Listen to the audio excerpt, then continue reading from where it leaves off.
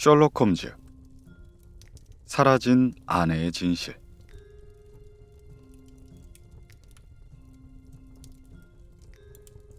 그날 아침에 셜록 홈즈는 감상적이면서도 사색에 잠긴 분위기를 띠고 있었다. 그리고 하는 말이나 반응 역시 조심스러우면서도 실용적인 분위기를 반영하고 있었다.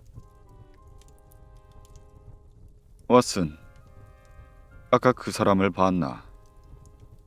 그가 물었다. 방금 전에 자네 방에서 나간 그 늙은 사람 말인가? 그래, 바로 그 사람 말이야. 방문 앞에서 보긴 했네. 그래? 왓슨, 너가 봤을 땐 그 남자에 대해서 어떻게 생각하나? 불쌍하고 시시한 남자였네. 마치 파멸을 맞은 사람같이 보이더군. 정확하다네, 왓슨. 불쌍하고 시시하지. 하지만 모든 삶이 불쌍하고 시시한 것이 아니겠나. 그의 이야기는 아마 모든 인간 이야기의 축소판이 아닐까 싶네. 우리는 손을 뻗어 무언가를 잡으려고 하지. 하지만 인생의 끝에선 우리 손 안에 남는 것이 무엇일까? 분명 그림자가 남아있을 뿐이네. 아니, 더 최악인 것은 그림자보다 더한 것이 남아있는 거지. 바로 비참함 같은 것 말이야. 아까 그 사람이 자네 의뢰인 중 하나인가? 아무도 그를 그렇게 부를 수도 있겠지. 런던 경시청에서 그를 나에게 보냈어. 그건 마치 정식 의사들이 가끔씩은 불치병자들을 돌팔이 의사에게 보내는 것과 마찬가지야. 그러면서 의사들은 더 이상 할 수 있는 것이 없고 환자에게 일어날 수 있는 일이라고 해도 현재보다 더 안 좋은 일은 없을 것이라고 말하곤 하지. 그게 무슨 말인가, 홈즈?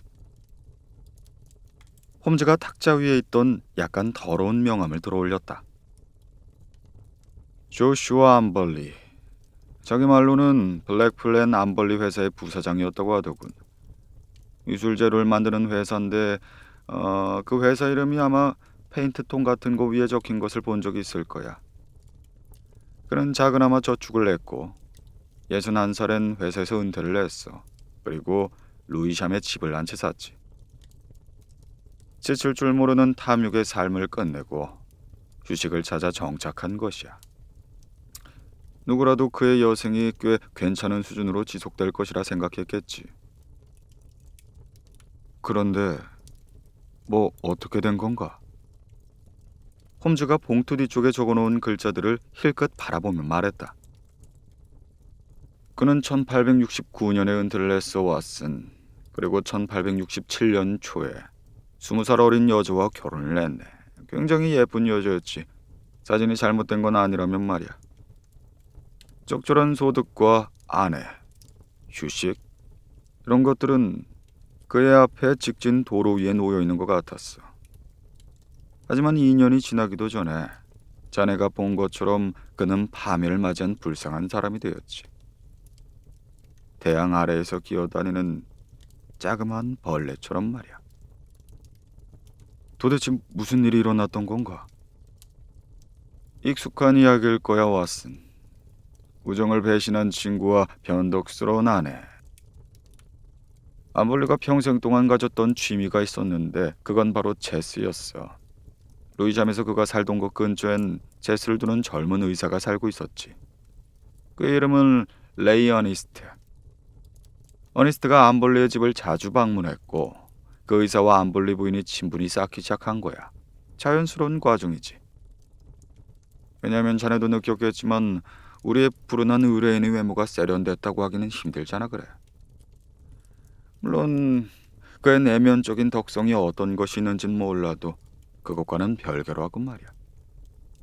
아무튼 간에 지난주 그 여인 두 사람이 사라졌어. 목적지는 추적할 수 없는 상태고. 그리고 그 부정한 아내는 그가 평생 모은 돈이 들어있는 금고를 털었어. 자신의 짐가방에 넣어 달아나고 말았네. 우리가 그 여자를 찾을 수가 있을까? 우리가 그 돈을 되찾을 수가 있을까?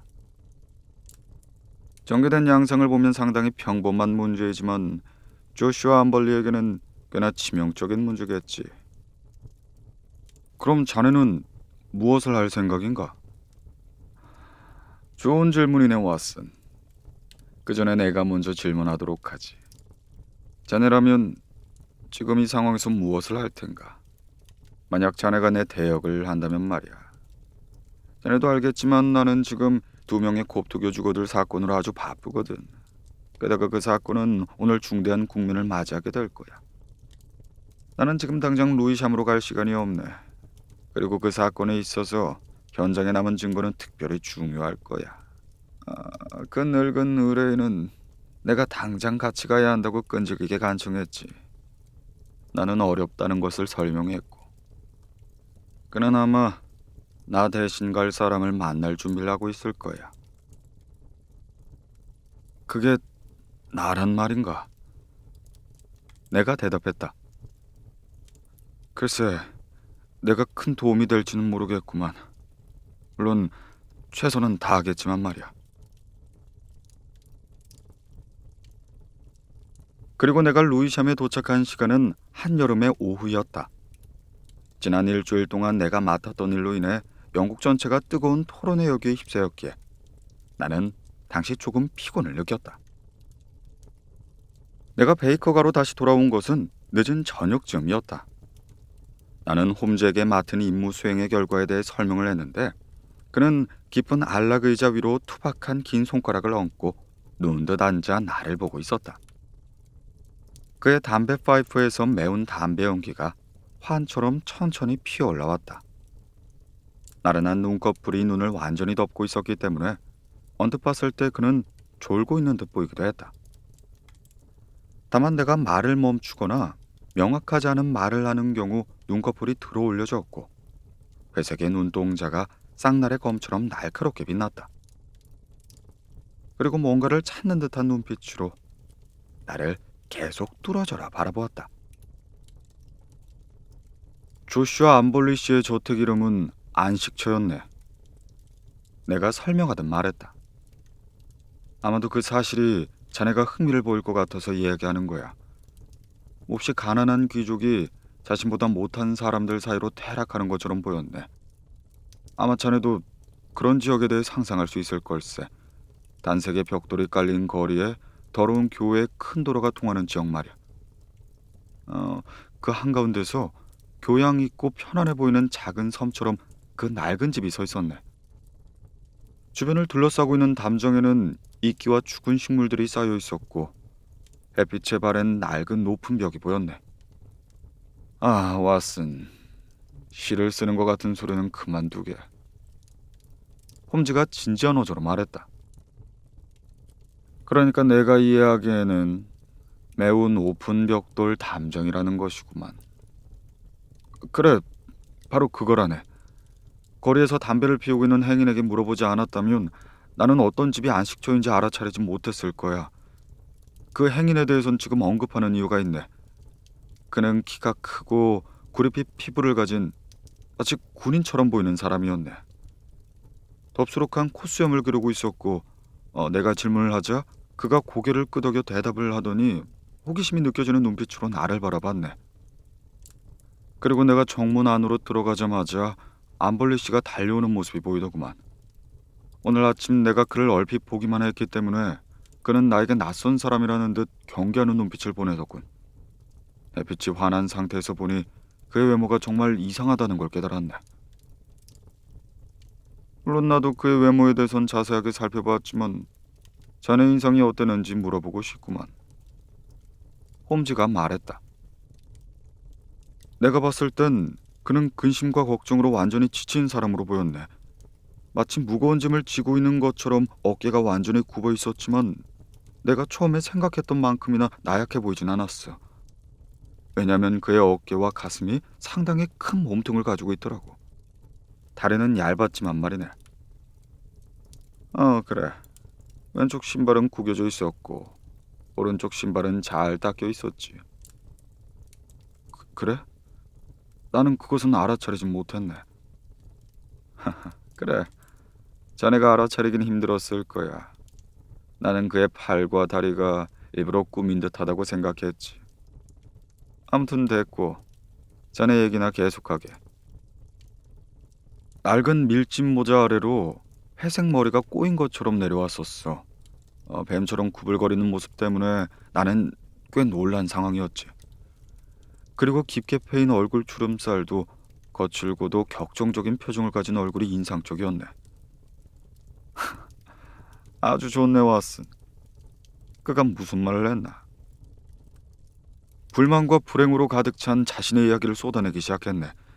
올해는 정원의 길을 같이 걸어가면서 이야기를 했는데 당연히도 나는 주위를 유심히 살폈네. 나는 평생토록 그렇게 엉망으로 관리된 집을 본 적이 없었어. 정원은 씨를 뿌리려고 했던 것처럼 잘 갈려 있었지만 일부러 방치하는 식물들이 예술적인 기준으로 자라고 있는 상황이 아니라 자연이 시키는 대로 막 자라는 것처럼 보였네. 도대체 어떤 정신을 가진 여자가 그런 정원 상태를 참고 방치했는지 나로서는 알 수가 없었지. 집안 역시 최악의 상태의 더러움과 지저분함을 가지고 있었네. 그 불쌍한 남자도 그런 사실을 알고서 상황을 낫게 해보려고 노력하는 것처럼 보였어. 홀 한가운데 커다란 초록색 페인트통이 놓여 있었거든. 그리고 왼손엔 커다란 붓을 들고 있었고 그는 실내를 꾸미는 작업을 하는 중이었다고 말했네. 그는 나를 데리고 비참한 성역 안으로 들어갔네. 그리고 오랜 대화를 나눴지. 물론 자네가 직접 오지 않아서 그는 실망했다고 말했지만 이렇게 비참한 나 자신이 재정적으로 큰 타격을 받기까지 한 상태에서 셜록 홈즈처럼 유명한 사람의 완벽한 관심을 받기 힘들다는 건 잘 알고 있었습니다. 라고 말하더군. 나는 그에게 재정적인 문제는 아직 제기된 적이 없다고 확신에 차서 말했네. 그랬더니 그가 물론 그렇겠지요. 셜록 홈즈 씨는 아마도 예술 그 자체를 추구하는 예술가 같은 사람일 테니까요. 라고 말했어. 그리고 또 하지만 범죄의 예술적인 측면을 고려한다고 해도 이 사건에서 그가 연구하고 배울 점은 있을 겁니다. 그러니까 인간의 본성 말입니다, 왓슨 박사님. 인간의 본성의 어두운 안쪽엔 배은망덕함이 도사리고 있죠. 아내가 부탁한 것을 내가 하나라도 거부해 본 적이 있었을까? 그토록 사랑을 받아본 여자가 있었을까? 그리고 그 젊은 의사 말입니다. 나는 그를 아들처럼 대했어요. 그는 우리 집을 마음대로 드나들었죠. 하지만 그들이 나를 어떻게 배신했는지 보세요.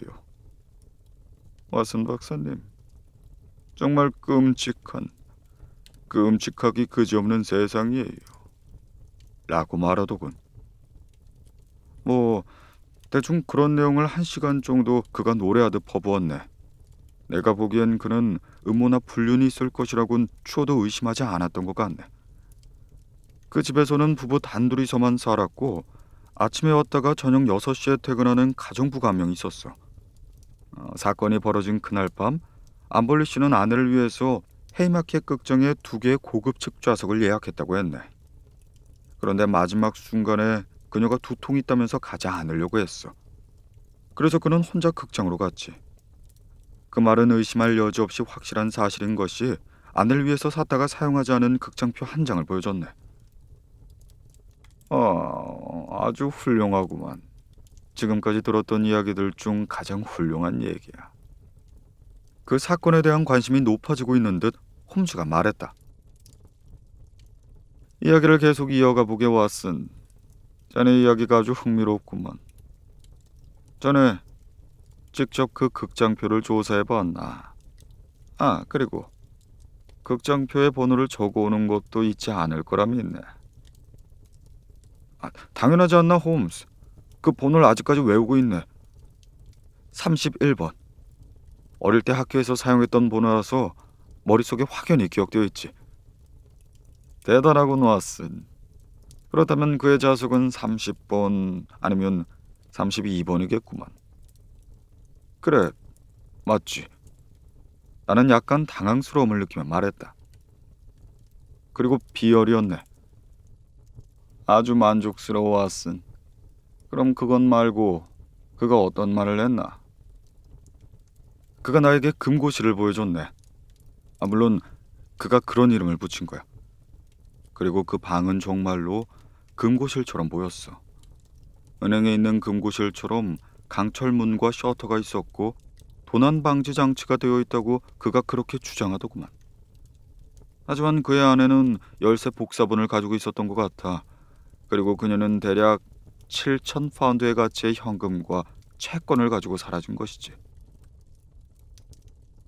채권이라고? 그러면 도망친 아내가 그것을 처리할 수가 있나? 뭐 그의 말로는 자신의 경찰에 채권 목록을 제출했고 그것들을 모두 판매 금지되기를 기다리고 있는 중이라고 했어. 그날 밤 그는 자정 무렵 극장에서 돌아왔고 그 금고실이 약탈당한 것을 발견했네.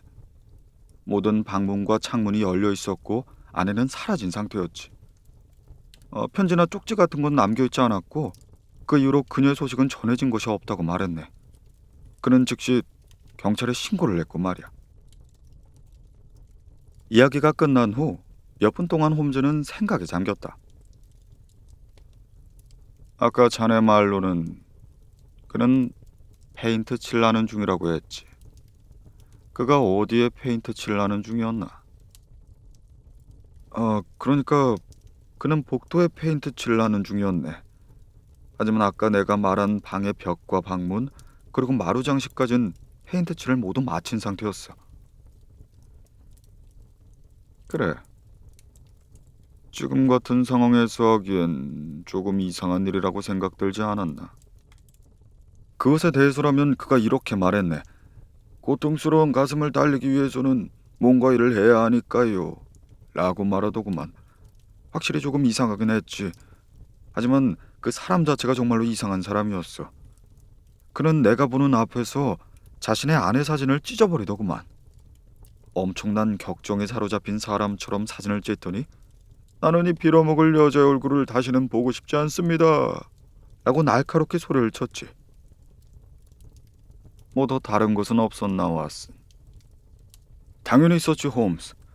다른 어떤 것들보다 나에게 충격적으로 다가온 것이 있었어.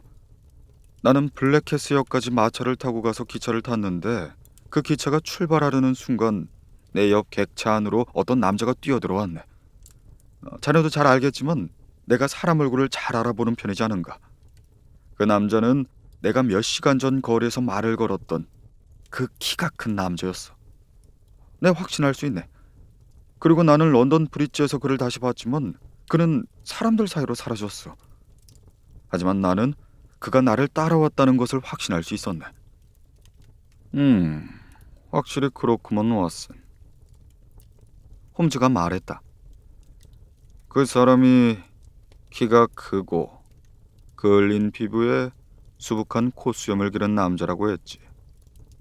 그리고 짙은 회색으로 코팅된 선글라스를 끼고 있었고. 아니 그걸 어떻게 알았나 홈즈? 그 선글라스 이야긴 자네에게 하지 않았는데 말이야. 그리고 프리메이슨 스타일의 넥타이 핀을 끼고 있었지. 아니 그걸... 상당히 단순한 이야기네 왓슨. 하지만 보다 실질적인 문제를 먼저 건드리도록 하자고. 먼저 내가 인정해야 할 것이 하나가 있네. 터무니없이 단순한 사건이어서 내 관심을 기울일 가치가 없다고 자네에게 말한 사건이 지금은 완전히 다른 면모를 띄어가고 있는 중이야. 자네가 맡겨진 임무를 수행하면서 중요한 건 단 하나도 챙기지 못했다는 것은 진실이긴 하지만 자네에게 관심을 끌었던 특이한 것들 가지고도 진지한 생각을 기울일 가치가 생겼네.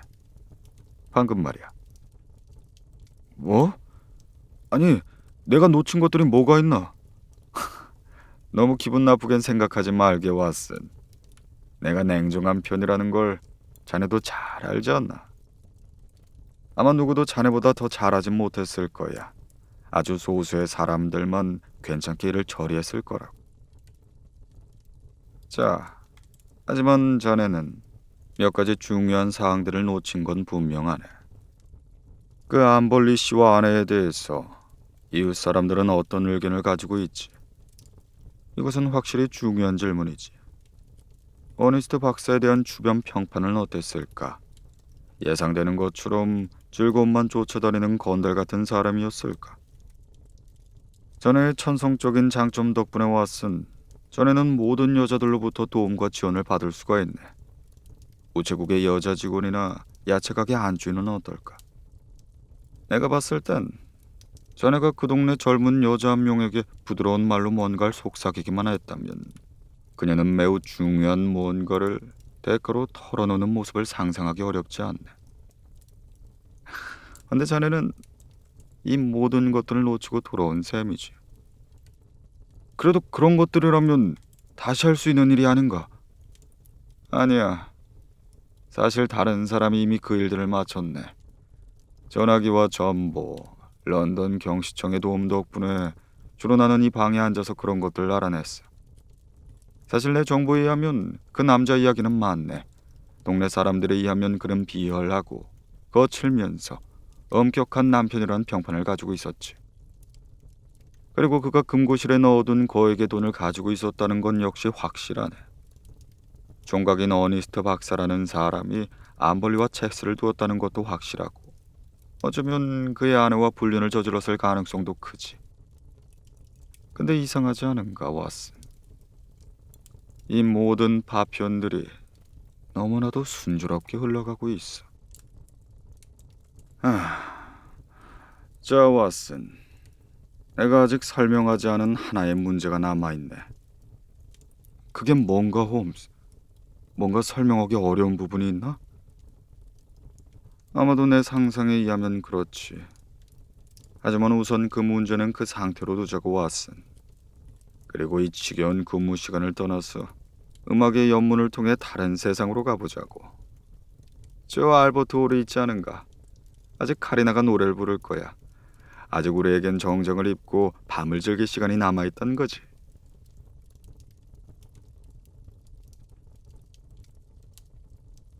다음날 아침 나는 늦지 않게 일어났다. 그러나 접시에 놓인 빵 조각과 2개의 빈 달걀 껍질을 보면 내 친구가 훨씬 더 일찍 일어났다는 걸 알 수 있었다. 나는 탁자 위에 놓인 쪽지 한 장을 보았다. 내 친구 왓슨, 조시와 암볼리 씨와 관련해서 미리 확인해두고 싶은 사람이 2명이 있네. 그 일을 마치고 나면 우리는 사건을 해결할 수 있을 거야. 아닐 수도 있겠지만. 자네에게 유일하게 부탁하고 싶은 것이 있네. 3시 시간을 비워놓게. 아마 자네가 필요해질 것 같다는 생각이 드네. 나는 그날 하루 종일 홈즈를 보지 못했다. 그러나 지정한 시간이 되자 그는 정확하게 돌아왔다. 뭔가에 대한 생각이 잠긴 그는 다른 것들에 대해선 무심한 상태였다. 내가 봤을 때 그런 시기에는 그를 혼자 두는 것이 현명한 결정이었다. 암벌리는 아직 오지 않은 건가? 아직 오지 않았네. 그 늙은 남자가 때마침 도착했기 때문에 내 친구가 실망한 일은 없었다. 그 늙은 남자의 엄격한 얼굴 위로 당황스럽고 걱정에 찬 표정이 떠올라 있었다. 전보를 받았습니다, 셜록 홈즈 씨. 나는 그것이 무슨 의미인지 알 수가 없군요.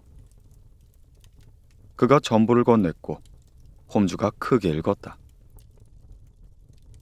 지금 당장 올 것. 당신의 최근 사건에 대한 정보를 줄 수 있음.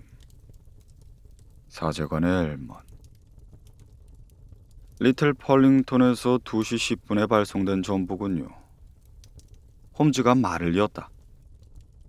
리틀 펄링턴은 에섹스에 있죠. 내가 알기론 플린턴에서 멀지 않습니다. 좋습니다. 당연히도 당신은 지금 떠나야 할 거예요. 상당히 신뢰할 수 있는 사람에게서, 그 지역 교구 목사에게서 정보가 왔지 않습니까? 가만, 내 크로포드 명부가 어디 있을까? 여기 있군요. J.C. 엘먼, 교구 목사, 리틀 펄링턴 근처 무스모에 살고 있음. 리버풀역에서 아마 5시 20분 기차가 있을 걸세. 내가 끼어들며 말했다. 그래, 자네는 지금 암벌리 씨와 같이 출발하도록 하게 왓슨. 아마도 도움이나 충고가 필요할 거야. 이번 사건에 있어서 위기 상황을 맞게 된 것이 확실하구만. 하지만 우리 의뢰인은 당장 떠나려는 의욕을 보이지 않았다. 이건 말도 안 되는 얘기예요, 홈스 씨. 그가 말했다. 그 목사가 무슨 일이 일어났는지 뭔가 알고 있을 리가 없어요. 이건 완벽한 시간과 돈 낭비가 될 것입니다. 그게 무슨 소리십니까? 그가 뭔가를 알고 있는 것이 없었더라면 당신에게 정보를 보내지 않았겠지요. 얘기는 다음에 하시고 지금 당장 출발하겠다 정보를 보내십시오. 아니요, 저는 갈 생각이 없습니다. 홈즈는 매우 엄격한 표정을 지었다. 엄블리 씨, 만약 명백한 단서가 떠올랐음에도 불구하고 당신이 그것을 따르기 거부한다면 그건 나에게나 경찰에게나 좋지 않은 인상을 남기게 될 겁니다. 다시 말해, 이번 사건의 조사에 있어서 당신은 완벽하게 진실된 말과 행동을 하지 않는다는 인상을 남길 겁니다. 그의 암시에 우리 의뢰인은 공포심을 느끼는 듯 보였다. 아니, 물론 당신이 그런 식으로 말한다면 제가 거기로 가야겠지요. 그가 당황스러운 듯 말했다. 하지만 그렇게 한다고 해도 이 목사가 뭔가를 알고 있을 거라고 가정하는 것은 굉장히 불합리해 보이는군요. 당신의 생각은 존중하지만 말이요. 예, 제 생각은 그렇습니다. 홈즈가 강한 어조로 말을 맞췄다. 그리고 우리는 짧은 여행을 출발하려 했다. 우리가 방 밖으로 나가기 직전 홈즈가 내 옆으로 다가와 한마디 충고를 했다. 그 말을 보면 홈즈가 그 사건을 얼마나 중시하는지 알 수 있었다. 왓슨, 우리가 무슨 수를 써서라도 그가 정말로 리틀 펄링턴으로 가는지 확인해야 되네. 만일 그가 중간에 다른 길로 새거나 돌아온다면 가장 가까운 공중전을 찾아서 딱 한마디만 전해주게. 세어나감, 이렇게 말이야.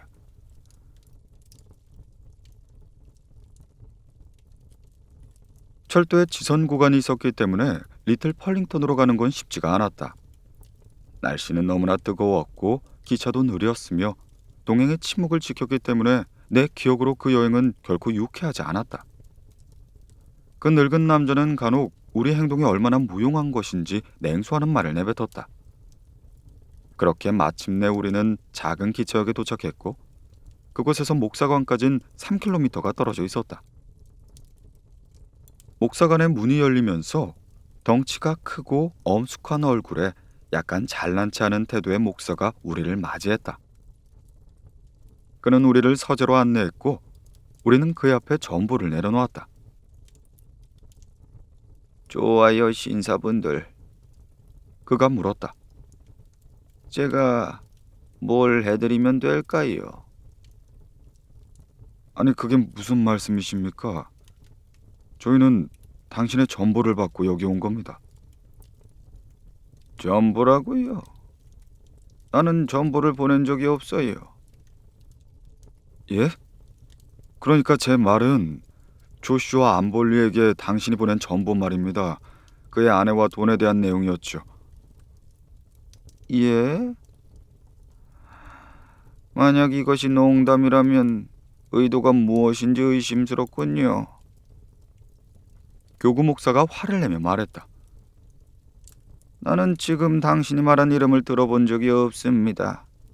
그리고 나는 그 누구에게도 전보를 보낸 적이 없고요.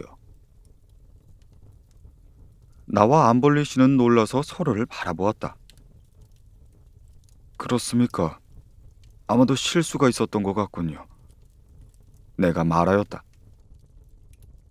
그럼 혹시 이 지역에 목사님이 두 분이 계십니까? 아, 여기 그 전보가 있습니다. 엘몬이라는 서명이 되어 있고 목사관에서 발신된 것이란 표시가 있죠. 어디 줘보시죠.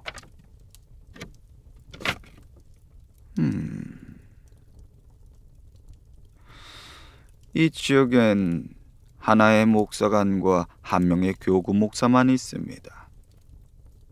선생님, 이 전부는 추악한 가짜예요. 이것을 보낸 사람이 누구인지에 대한 확실한 경찰의 조사가 필요하겠군요. 아무튼 간에 저는 이 대화를 계속해야 할 이유를 찾지 못하겠습니다. 그래서 암볼리 씨와 나는 영국에서 가장 낙후한 마을인 듯 보이는 곳의 큰 길가 옆에서 멍하니 서 있게 되었다. 우리는 전부국을 찾아 걸었다. 허나 그곳은 이미 닫힌 상태였다. 기차 지선 작은 역 앞에 공중전화가 있었는데 나는 그 전화를 통해서 홈즈와 연락할 수 있었다. 그 역시 우리 여행의 의외의 결과에 대해 놀라움을 표했다. 그래, 정말로 이상한 일이구만. 근데 왓슨, 내가 알기로 불행히도 오늘 밤 돌아오는 기차는 없을 거야. 내가 의도치 않게 자네를 시골 여관의 공포 속에 빠뜨려버렸구만. 하지만 자연이 항상 자네 곁에 있네. 저 형과 조슈아 암볼리 모두 자네와 대화를 나눌 수 있다는 걸 잊지 말라고. 그는 마른 목소리로 웃으며 전화를 끊었다. 인색하다는 내 동양의 평판이 과소평가된 것임을 아는 데는 그리 오래 걸리지 않았다. 그는 여행 경비에 대해 불평을 터뜨렸고 기차에서 3등 칸을 타자고 주장했다. 그리고 이제 그는 호텔의 계산서에 대해 불평하면서 시끄럽게 떠들었다. 그렇게 다음날 아침 드디어 우리는 런던에 도착할 수가 있었다. 지나가는 길이니까 당신도 베이커가에 들리는 게 좋을 듯 합니다. 내가 말했다. 만약 이번 여행보다 더 많은 가치가 있는 것이 아니라면 거길 가는 건 큰 쓸모가 없을 겁니다. 암볼리가 사악함이 느껴지는 냉소를 지으며 말했지만 그럼에도 불구하고 그는 나를 따라왔다. 사실 런던에 도착하자마자 나는 홈즈에게 전부를 보내서 도착을 알렸다. 허나 베이커가에서 우리를 기다리고 있었던 건 홈즈가 아닌 홈즈의 쪽지였다. 자기는 루이샴에 있으며 그곳에 만나자는 내용. 그 쪽지 자체도 놀라운 것이었지만 더욱 놀라운 것은 우리 의뢰인 거실에 앉아있던 것이 홈즈 혼자가 아니라는 사실이었다. 엄격하고 냉정해 보이는 남자가 홈즈 옆에 앉아 있었다. 그는 짙은 회색의 선글라스를 낀 그을린 피부의 남자였는데 그의 넥타이 핀은 프리메이슨 스타일이었다. 자, 여기 이분은 내 친구 바커 씨입니다. 홈즈가 말했다. 이 친구 역시 당신의 일에 관심을 가지고 있었지요. 물론 우리는 각자 개별적인 사안을 조사하고 있었습니다. 하지만 우리 둘 다 당신에게 물어볼 질문이 하나 있지요. 암볼리 씨가 무거운 기색을 띠며 자리에 앉았다. 그는 다가오는 위험을 느끼는 듯 보였다. 긴장한 눈빛과 뒤틀린 표정을 통해 그런 분위기를 읽을 수가 있었다. 무슨 질문이십니까, 홈즈 씨? 예, 단 하나의 질문입니다. 암볼리 씨, 시체들은 어떻게 했습니까? 그 늙은 남자가 자리에서 벌떡 일어나면서 거친 비명을 질러댔다. 그가 앙상한 손을 들어 허공을 마구 긁어댔는데 그 순간 그는 끔찍한 맹금류처럼 보였다. 순간적으로 우리는 조슈아 암볼리의 진정한 실체를 볼 수 있었다. 인간의 몸에 갇힌 기괴한 악마의 모습. 그는 다시 자리에 앉더니 손을 맞잡고 입술을 가렸다. 마치 기침을 참는 듯한 모습이었다.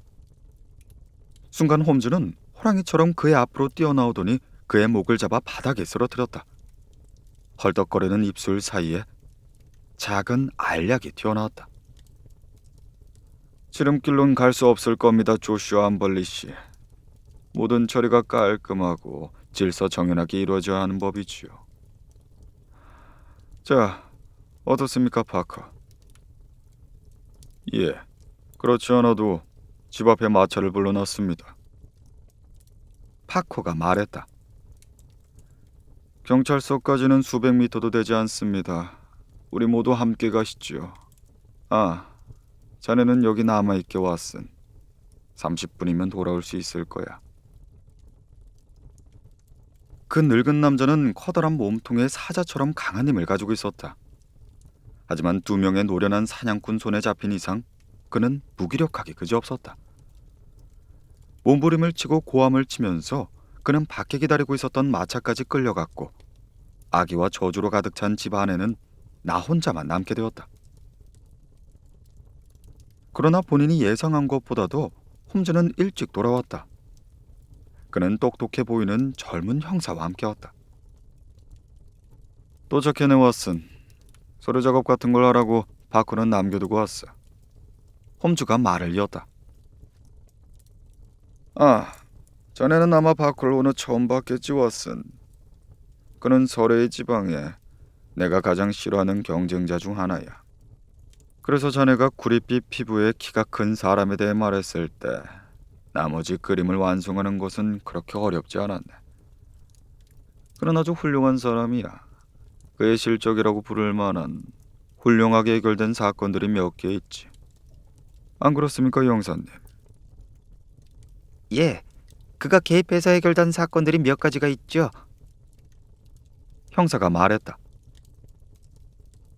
사실 제가 할 말은 아니지만 그의 수사 방법은 평범하지 않습니다. 하지만 가끔씩 평범하지 않은 방식이 빛을 발하곤 하죠.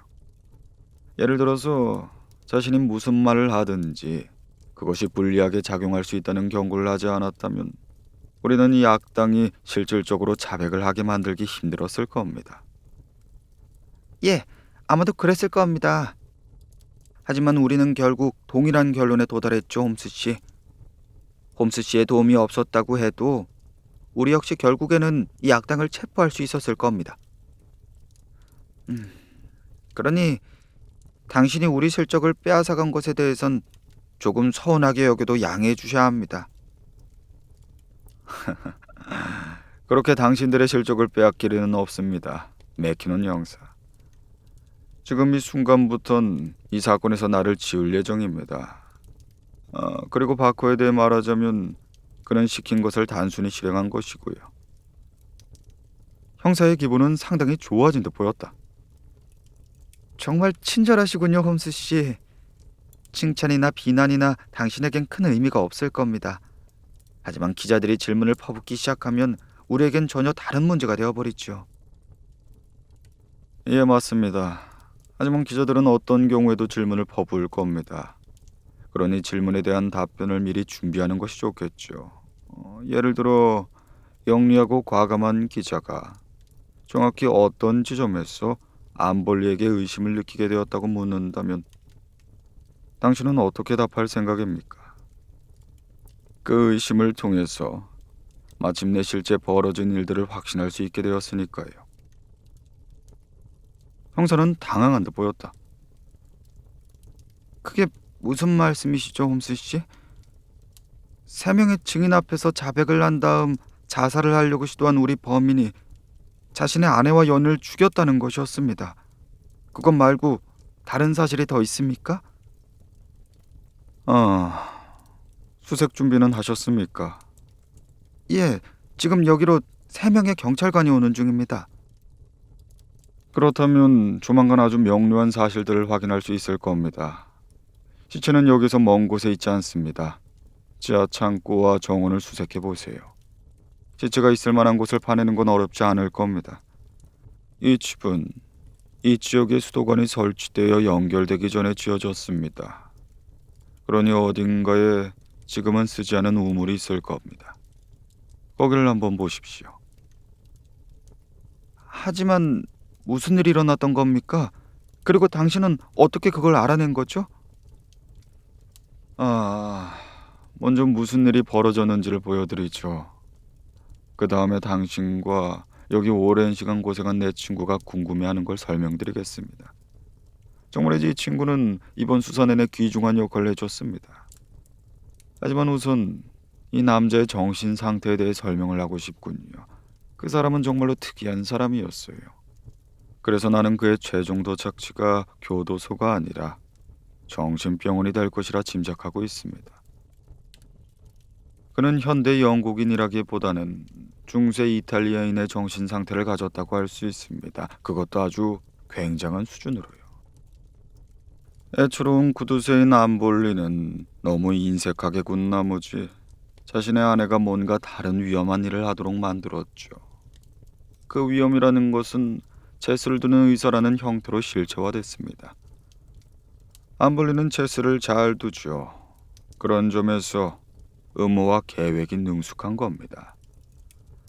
다른 구두쇠들과 마찬가지로 그는 질투심이 강하고 그 질투가 결국엔 광기가 된 겁니다. 잘못된 의심이었을 수도 있고 아닐 수도 있겠지만 그는 불륜을 의심했습니다. 그래서 그는 복수를 하기로 결심한 후에 악마와 같이 교묘한 계획을 만들었지요. 저길 보십시오. 홈즈가 우리를 안내해서는 복도 사이로 움직였다. 너무나도 확신에 찬 태도였기 때문에 그가 그 집에 산다 느껴질 정도였다.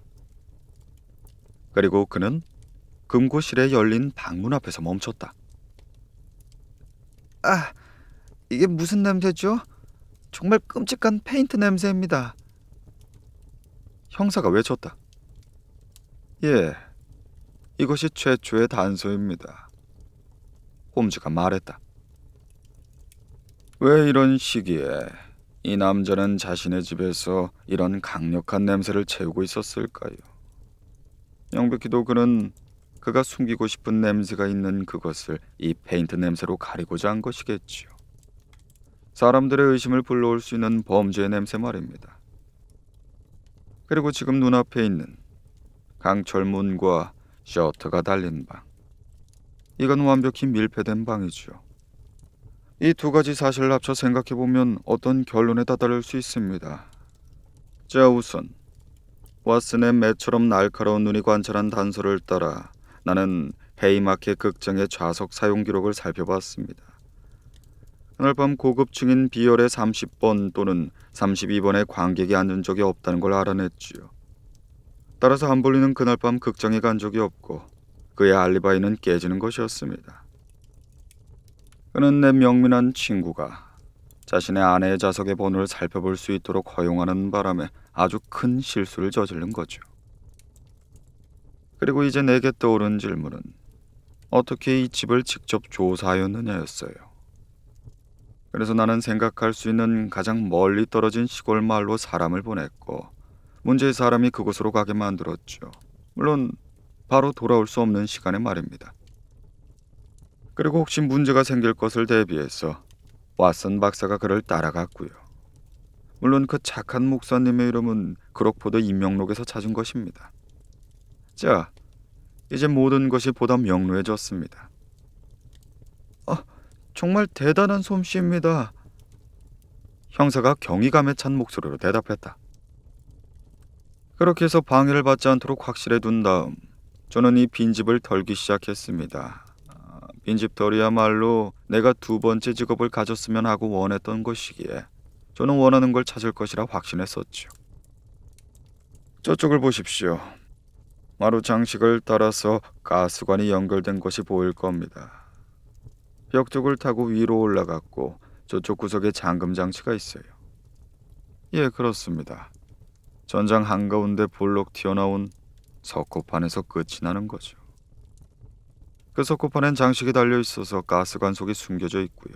그 가스관의 끝은 열려 있습니다. 그러니까 정리하자면 언제라도 바깥쪽 가스 잠금 장치를 열면 방 안쪽엔 가스가 가득 차게 되는 구조라는 거죠. 강철문과 셔터를 닫은 상태에서 잠금 장치를 완전히 열면 이 작은 방에 갇힌 사람이라면 2분 이상 의식을 유지하지 못할 겁니다. 물론 어떤 방법을 써서 희생자를 이 방 안까지 유인했는지는 알진 못하겠지만 누군가 이 방에 들어온 순간 그의 소나기에 잡힌 것이나 다름이 없지요. 형사가 흥미로운 눈빛으로 가스관을 살펴봤다. 우리 경찰관 중 한 명이 가스 냄새에 대해서 언급한 적이 있습니다. 그가 말을 이었다. 하지만 그때는 이미 창문과 방문이 모두 열린 상태였고 페인트도 소량이지만 칠해진 상태였습니다. 그가 설명한 바에 따르면 그는 하루 전에 페인트 칠을 시작했다고 하더군요. 이제 다음은 뭡니까, 홈스 씨? 예, 그 다음엔 나 자신도 예측하지 못한 사고가 일어났습니다. 이른 새벽의 여명 속에서 나는 창고 창문을 통해 이 집 안으로 들어오는 중이었습니다. 그때 내 셔츠 칼라를 누군가의 손이 잡는 것이 느껴졌죠. 그리고 뒤쪽에 목소리가 들렸습니다. 그래, 이 악당 자식아, 여기서 뭘 하는 거야? 라는 목소리였죠. 내가 고개를 돌리자 내 친구이자 경쟁자인 바커 씨의 회색빛 선글라스가 보였습니다. 아주 이상하면서도 신기한 마주침이었기에 우리 둘 다 미소를 지었습니다. 그는 어니스트 박사 가족의 부탁을 받고 이 사건을 조사하는 중이었고 비열한 범죄에 관해선 나와 같은 결론에 도달한 것이었더군요. 그는 며칠 동안 이 집을 관찰해 왔고 왓슨 박사가 여기 온 것을 보고 그 역시 의심스럽다고 판단한 것입니다. 물론 왓슨은 범인이 아니었지만 말이죠. 아무튼 바크와 존은 어떻게 사건이 벌어졌는지에 대해 대화를 나눴고 함께 조사를 계속하기로 합의를 했던 겁니다. 아니, 왜 그였습니까? 우리 경찰이 있지 않습니까? 예, 저는 마음속으로 작은 시험을 해보자는 생각을 했거든요. 물론 그 시험 결과가 얼마나 훌륭한지 잘 드러났죠. 경찰이라면 저 같은 평범하지 않은 방식을 통해 범인을 시험해보지 않을 것이라 생각했습니다. 그쵸. 우리라면 그러지 않았을 거예요. 자, 저는 이제 돌아가 보겠습니다. 당신은 이 사건에 발을 뺄 것이라고 저와 약속을 했었죠? 예, 그것은 언제나 내 관행입니다. 그렇군요. 경찰을 대표해서 제가 감사 인사를 드리겠습니다. 당신이 정리해준 것을 생각해보면 아주 명료한 사건이에요. 그리고 시체를 찾는 것도 어려울 것 같진 않네요. 예, 그렇습니다. 이제 그 증거를 얼핏이나마 보여드리겠습니다. 홈스가 말했다. 저는 확실합니다. 암볼리 그 자신은 이 증거를 제대로 살펴본 적이 없었을 것임을요. 다른 사람의 자리에 자신을 집어넣고 자신이라면 어땠을까 생각해봄으로써 결과물을 얻을 수 있는 법입니다. 상상력을 발휘할 필요가 있는 일이지만 효과는 있죠. 이제 당신이 이 작은 방 안에 갇혔다고 생각해 봅시다. 그리고 남아있는 시간은 2분 정도가 되고요. 그런데 당신의 적은 강철문 반대편에서 당신을 비웃고 있고 당신은 아마 그에게 복수를 하고 싶다고 생각할 수 있을 겁니다. 이럴 때 당신은 뭘 할 수 있겠습니까? 저라면 뭔가 메시지를 남길 것 같습니다. 예, 바로 그것입니다. 당신이 어떻게 죽었는지 다른 사람에게 말하고 싶겠죠. 종이에 뭔가를 쓰는 건 소용이 없습니다. 범인은 그것을 볼 테니까요. 하지만 벽에 무언가를 쓴다면 누군가 그것을 알아차릴 수도 있겠죠. 여기를 보십시오. 바닥 장식 바로 위에 알아보기 힘든 보라색의 연필 자국이 있습니다.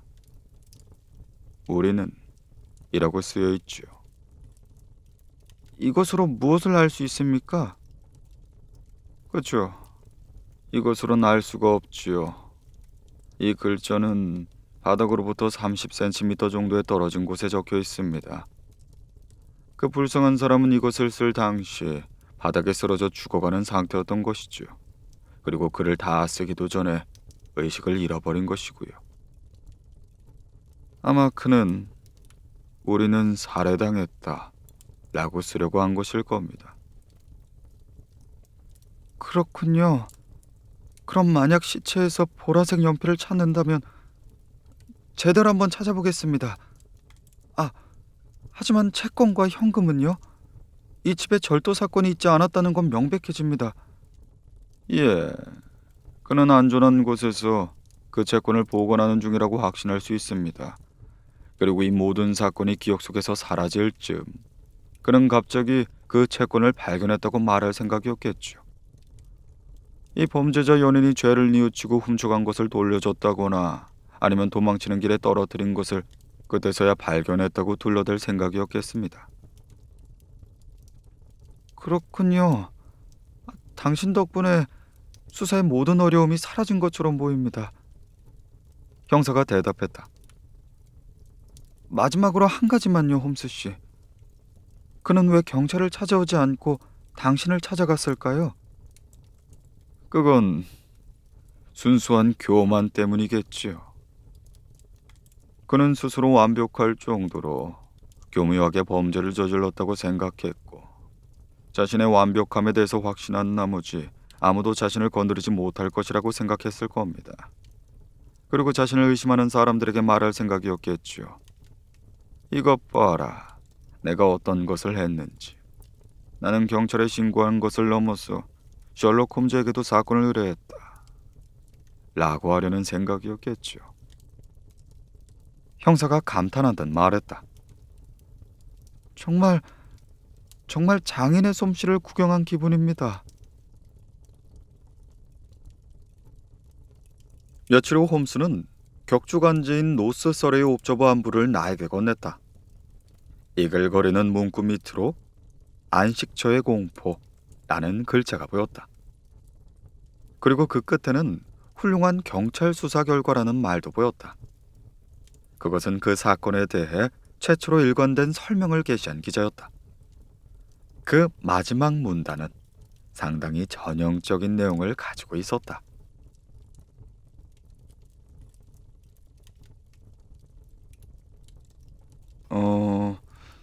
맥키논 형사는 페인트 냄새 외에도 가스 냄새가 풍긴다는 걸 알아차림과 동시에 훌륭한 통찰력을 발휘했다.